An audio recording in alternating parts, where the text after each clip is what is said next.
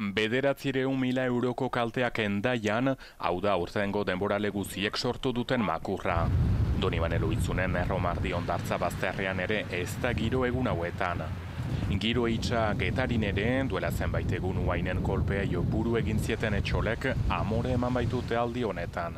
Ez dakit hemendik aintzin, ze olako eraikuntzak izaiten alko diren txas bazterrean, bitxiten duela ere. Kalteak biziki handiak dira beraz Getarin eta aldi honetan, 150.000 euro ordaindu beharko dituzte, eta hemen bidarten gauza bera, 600.000 euro baino gehiago hain zuzen. Helikopteroaren gunea berriz eraiki beharko dute, pentsa itsasoak nolako indarra izan zuen hemen.